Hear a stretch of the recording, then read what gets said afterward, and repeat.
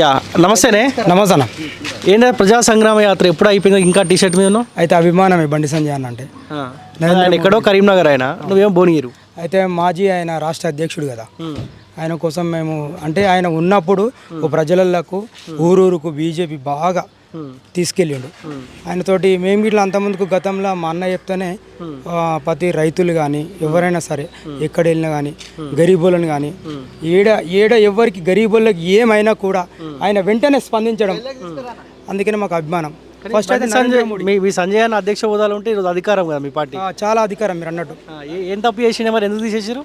ఆయన ఏం తప్పు చేయలేదు, కాకపోతే ఏంటంటే వేరే వాళ్ళకి ఛాయిస్ ఇవ్వాలని తీసేసారు అంతే. ఇంత అభిమానంతో టీ షర్ట్ వేసుకున్నావు ఆయన ఫోటో మీద, బాధ అనిపించిందా తప్పించినప్పుడు? బాధ అనిపించింది. మన్నుంటే సరిపోయా, మన్నుంటే ఇలా మేము వద్దుము, రాష్ట్రంలోకి మేము వద్దుము, ఇలా 10 సీట్లేమో కానీ ఇంకా 10 సీట్లు వస్తుందని మేము బాధపడ్డాం. ఎప్పటికైనా మా బీజేపీ రాష్ట్రంలోకి వస్తుంది, మేము ఇట్లా ఒకసారి వెళ్తాం. మేము ఇట్లా గెలుస్తుండ కరీంనగర్లో, గెలుస్తుండ అన్న, పక్కా గెలుస్తుండు. ఏమో అందరు ప్రయత్నం చేస్తున్నట్టు ఓడగొట్టాలని ప్రయత్నం. ఎవరు ఓడగొడితే ఏముంది, మొన్న గెలిచిండు అంతేందో రాష్ట్ర అధ్యక్షుడు వేసిండు, ఊరూరు తిరిగిండు, ఊరూరు కమలం పార్టీ లేకుండా ఇట్లా కమలం అనేది ఊరూరుకి తీసుకొచ్చిండు. ఈడ భువనగిరి లెవెల్ గెలుస్తారు మరి. భువనగిరిలో అయితే పక్క మా బూర్నర్సాయి గౌడే గెలుస్తాడు. ఎందుకు బూర్నర్సాయి గౌడ్ గెలుస్తాడు ఒక దళితున్నాయి చెప్తున్నా. ఎందుకంటే మొన్న డీసెంట్గా ప్రచారం పోతుండే అన్న, అక్కడ గట్కేసారి బ్రిడ్జి కాడ ఏమైందంటే బైకు గోడ గుద్దుకొని కింద పడిపోయాడు. పడిపోతే అప్పటిదప్పుడు నా ప్రచారం నాకు వద్దు, ఈయననే నాకు ముఖ్యమని ఆయనకు ట్రీట్మెంట్ చేసిన ఘనత అంటే బూర్నర్సాయి గౌడే. మాకు అనిపించింది అప్పుడు ఇలాంటి మాకు డాక్టర్ ఉండాలి, మా పిల్లలకు భవిష్యత్తుకు అవసరం అని మేమందరము బూర్నర్సాయి గౌడ్నే గెలిపించుకుంటున్నాం. అంతే. ఈ రెడ్డిలు మొత్తం ఒకటైతురుగా మరి. రెడ్డి లేదు బొడ్డు లేదు, అంత అయిపోయింది. రెడ్డి ఎప్పుడు రెడ్డేనా, మాలాంటి వాళ్ళకి అవకాశం లేదా? భువనగిరి వాళ్ళకి రెడ్డిలే కావాలిగా. వద్దంటున్నాగా, నేను చెప్తున్నా కదా.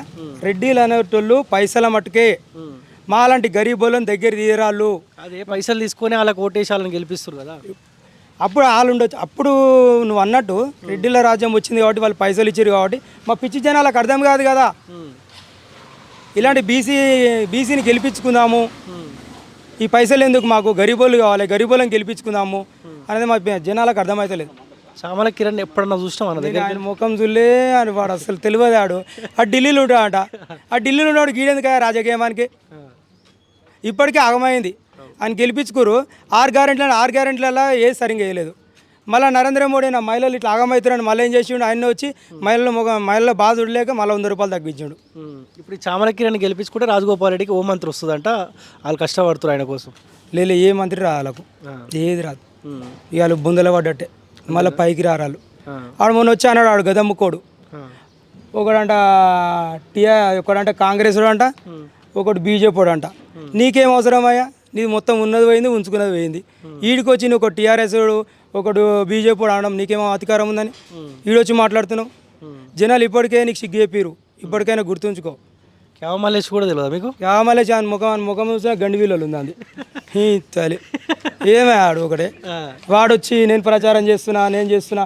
ఆడు కేసీఆర్ గారు నూకేస్తామంటే ఇట్లా ఎద్దోళ్ళు నిలబడుతున్నాడు. ఎలాంటి పరిస్థితి ఉంది. గెలుస్తాడా బూరమని? పక్కా గెలిచాడు, 100% గెలిచాడు. మేము కూడా మా ప్రయత్నము మాకేందంటే ఒక హిందూ సాంప్రదాయంగా మా వాళ్ళందరూ ఒక హిందూయిజం నిలబెట్టుకోవాలని ఇంటింటికి మైనార్టీ ఇంట్లోకి ఇట్లా అమ్మ అన్న అని మేము పోయి ఓటు అడుగుతున్నాం. మేము ఇలా పోయినావా సంజయ్ అన్న దగ్గర? పోయినా కోటి అంటాడు, నన్ను కోటి అంటాడు, మాట్లాడతాడు నాతోటి. నేను ఒక రిక్షా కార్మికు కొడుకునే, నేను మొన్న ఓడిపోయినా అందోట్లతోటి. 8th వాడు ఓడిపోయినా. నువ్వు ఈసారి గెలుస్తావు అని అన్నాడు. సరే, ఈయన గెలిపించుకో ఫస్ట్. ఈయన గెలిచి కాదు, నరేంద్ర మోడీని గెలిపించుకుంటా. నరేంద్ర మోడీ కానుక ఎవరిస్తా అంటే బూర్నర్సాయి ఇస్తా, అట్లాగే బండి సంజయానికి ఇట్లా ఇస్తా. ఓకే, సరే. బీసీలు ఏకమవుతున్నట్టు కనిపిస్తూ ఉంది, ఆయన పైన కుట్ర జరుగుతూ ఉంది.